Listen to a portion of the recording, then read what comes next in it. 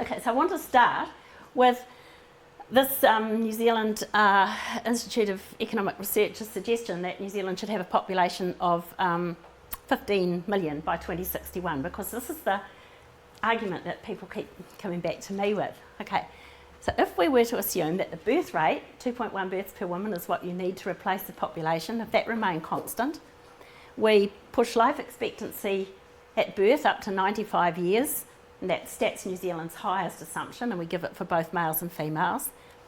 We increase annual net migration to 100,000 a year.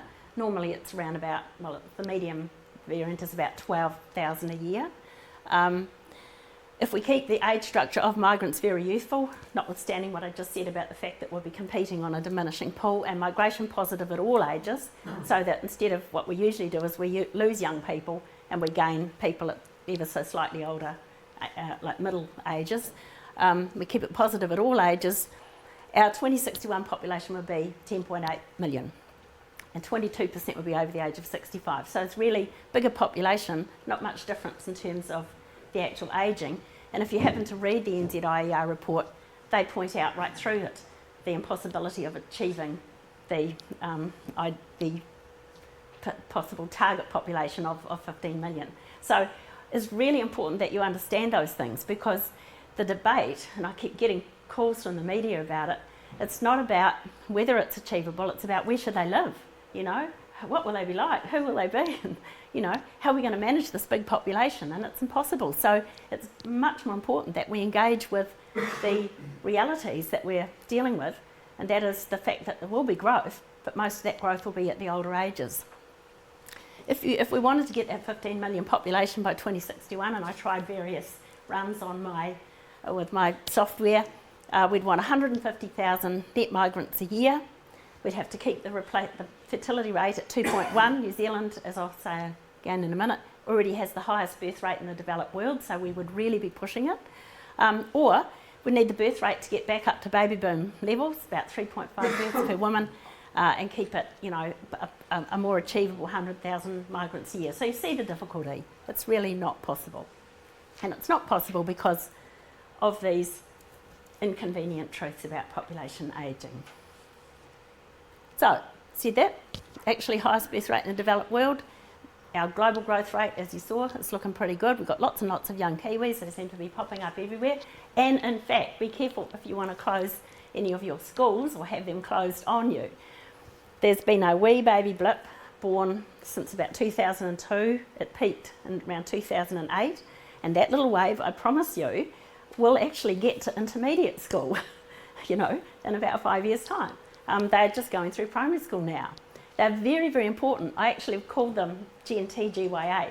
Thank God you're here, because they will arrive at the door of the labour market exactly at the time that the biggest cohorts from the baby boom, born around 1960, reach the age at which they start to retire. So that little baby blip is so precious, and we absolutely must school it perfectly and encourage it to stay here and let it know how, you know, how much we need it and value it and so on. And we shouldn't close schools on them, at the same time as having to have an eye on the fact that we do have, you know, diminishing numbers coming behind them. So it's like, follow the demography. And, you know, I just don't know whether Hekia Parata actually does use it. You would think they do. You know, they've got entire armies of advisors at their beck and call, but according to some people who I know very well who know what goes on in there, no, they don't. So it is a bit of a worry. Okay, so I've already said we are a very young country globally. We had the longest baby boom in the world, in the developed world, and the highest peak birth rate, and that is why we are one of the youngest developed countries today. But you can see how much we've changed since 1961. So there's me, and a few of you, I can see you in there, and you can see by how much the population has aged. And these changes are just unfolding, you know, unless you put them into graphs, you can't really see them. Whoops, where are we?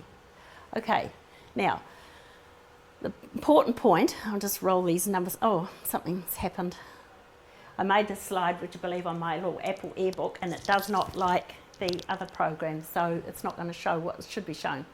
These are the age groups, 0 to 14, 15 to 24, 25 to 39, I think it is. Anyway, the top one is 65 plus, and this is the working age population. So you can see that it's not really going to grow very much. It grows a bit, as Ross pointed out, but as a proportion of the total population, it declines from about 66% at the moment to 60%.